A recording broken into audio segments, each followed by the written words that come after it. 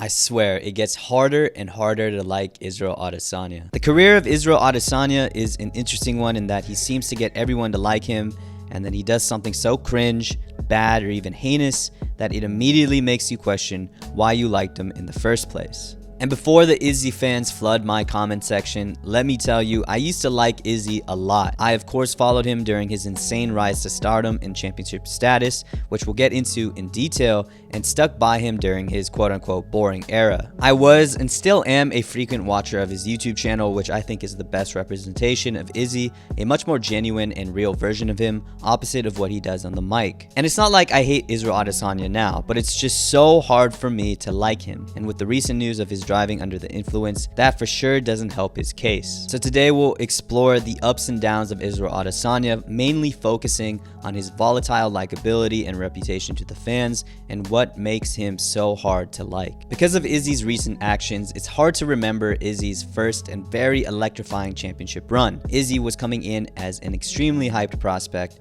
and was obviously known as one of the best kickboxers in the world, dominating in China, Glory, and I think everyone has seen this video by now, but he practically KO'd everyone in a series of 3 kickboxing tournaments and did it with ease. And as he made his transition to the UFC, a lot of people questioned whether or not he could keep his pace of high-level kickboxing in a world where high-level grappling existed. And those questions were quickly answered. And speaking of kickboxing, or at least just the boxing part, a word from today's sponsor. Guys, this weekend, 2 of boxing's biggest superstars take to the ring to put their belts on the line. Canelo vs. Charlo is one of the most anticipated fights of the year, and you know I had to do something special for it.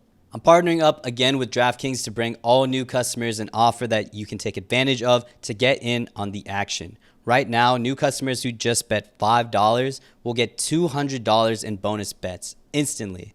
Download the DraftKings app and use my promo code TJLovesFights to sign up. Yeah, you heard that right. New customers bet just $5 on this weekend's fights and instantly get $200 in bonus bets. Be sure to check out all the ways DraftKings is making this weekend's main event even more thrilling. With live odds, fight props, and more, with DraftKings, the crown is yours. If sports betting is not available in your state, don't worry. You can still join in on all the fun with DraftKings Daily Fantasy, where they have huge cash prizes up for grabs. Guys, if you want to get in on any of this fun, please download the DraftKings Sportsbook app now. Again, new customers who use my promo code TJLovesFights and just bet $5 on any wager will get $200 in bonus bets instantly. That's promo code TJLovesFights only at DraftKings. The crown is yours. In this early period in Izzy's career, you had his debut against Rob Wilkinson, where he showed striking dominance and an eventual finish, but also showed great takedown defense as well. This period also included the beautifully put technical destruction of Brad Tavares, followed by the highlight finish of Derek Brunson, where he knocked down Brunson multiple times before finally finishing him, followed by a passing of a torch fight against the legend Anderson Silva, which was relatively fun, but most importantly included this heartfelt moment between legend and up-and-comer. Then in the same year, Izzy would have 2 all-time performances, starting with his back-and-forth war with Kelvin Gastelum, which everyone has seen by now, I hope. But this fight included that legendary 5th round where it looked like whoever won that round would win the fight. And before the round started, Izzy said he was prepared to die and came out this round dominantly, knocking down Kelvin and pulling ahead to win this fight and get that interim belt. Then the fight right after, Izzy would unify the belts with his fight against Robert Whittaker, and in my opinion, this might be the greatest attaining of the championship belt since Conor against Eddie Alvarez, at least in terms of pure confidence and excitement. Izzy came into hostile territory in Australia like a fucking Jabberwocky, dancing with a coordinated crew, and put on a show, knocking down Robert early in this fight at the end of the first, and then putting out Robert for good in the second with a sniper left hook to Robert's jaw. And so now we get to this point. This is by far the highest point of Izzy mania and likability. He was putting on amazing striking performances, was equally an exciting performer outside the cage, and was generally well liked by everyone.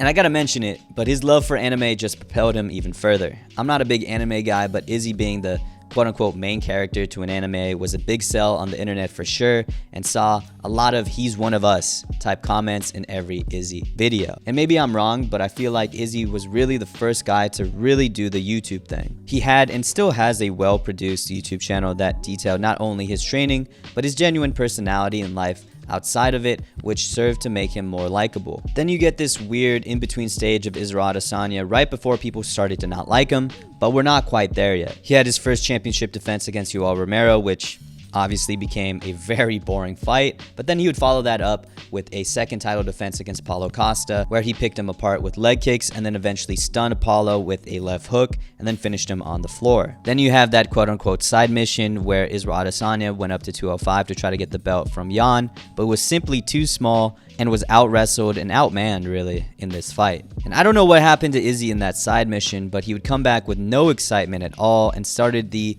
boring era. And this would start with his middleweight return with a rematch against Marvin Vettori that really had no highlights other than this. Then a second fight with Robert Whittaker that on paper should have been way more fun than it turned out to be, but ended up being pretty uneventful. Then finally, Izzy's magnum opus in this era, a fight against Jared Cannonier that was hyped up by Izzy with the whole anime thing, then the Undertaker thing, and then the shit talk and promise of him showing out, and then nothing happening in that fight. And I think what really exacerbated his boring title during this time was that his performances had to follow up amazing co-main events. His fight against Vettori followed an amazing crowning performance of Brandon Moreno choking out Davison Figueiredo. His fight against Robert Whittaker followed the shocker of Tai Tuivasa knocking out Derek Lewis, who I still think sold a KO, by the way. I think he just gave up right here. And then finally, his fight against Cannonier had to follow the all-time beatdown of Volk versus Holloway, where we saw Volk really pull away from the featherweight division.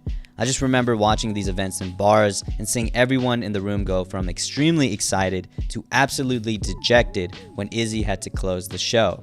During this time, he also dropped the incredibly horrible Frozen Like Elsa line, and "I'm going to do a TikTok dance on your grave" line, which, Jesus Christ.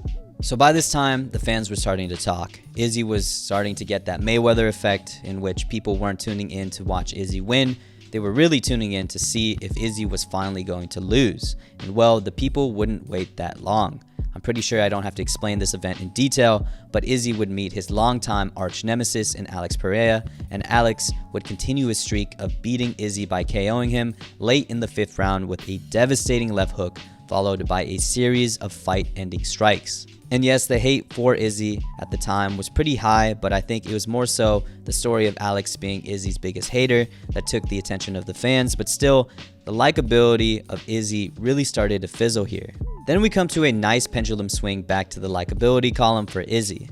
Just when it looked like Izzy was done, literally and metaphorically, he comes back with a nasty double right hand off the fence and a pretty sweet celebration, I'm not gonna lie. Though most important to this video, he had a great post-fight interview in which he wanted people to feel the happiness he felt at this moment, a moment he proved a lot of haters wrong, and it really felt like we saw a genuine side of Izzy behind the mic. But this was short-lived, because quickly we would go back down again. I detailed the entire beef of Dracus du Plessis and Izzy, but essentially Dracus called himself the true African champ if he were to take the belt. Izzy didn't take too kindly to those words and threw some of his own words at the post-fight interview of Dracus beating Whittaker. And then we get to an all-time low. Sean Strickland, the plus 350 underdog, the guy who already beat Izzy in the last press conference they were in together, the guy that no one thought had a chance to beat Izzy in the cage, shocks the world and not only drops Izzy for the first time, but beats Izzy at his own game, arguably for every single round. This might be, in my opinion, the most embarrassing loss of all time because an underdog didn't just beat the champion like all the other all-time underdog performances, but this underdog technically destroyed the champion. And speaking of dogs, ooh, this is a pretty bad one, obviously. This plummeted Izzy's likability, and I won't talk about it in detail here, of course, but this was a really horrible look. And if you couple this with his embarrassing loss to a guy like Sean Strickland, this was not only one of the most embarrassing losses of all time, this was one of the most embarrassing weeks for any fighter ever. And I really personally didn't like how Izzy took this loss. He didn't talk in his press conference after the loss, which in my opinion, you gotta be talking in the press conference, win or lose. I think that's just a respect thing for the fans, and that's just a respect thing for everybody in the sport. And I feel like I'm kicking a man that's down, but all of these things are kind of self-inflicted, so I don't feel that bad. But weeks following his loss to Sean Strickland, we'd find out that Israel Adesanya would plead guilty to drunk driving for an incident that happened back in August 19th. And man, when it rains, it truly does pour. I mean, the likability for Israel Adesanya has never been this low, and it seems like every time he does something great and makes everybody like him, he does something so bad that it just brings that likability right back down. And right now we're in an all-time low for Izzy, but I truly hope he can get back up. But anyways, thank you guys for watching. I would like to hear your guys' thoughts on Israel Adesanya. Do you still like him? Do you hate him? Is it hard to like him? Because it's sure as hell hard to like him for me. But again, thank you for the support, and I'll see you guys next week. Peace.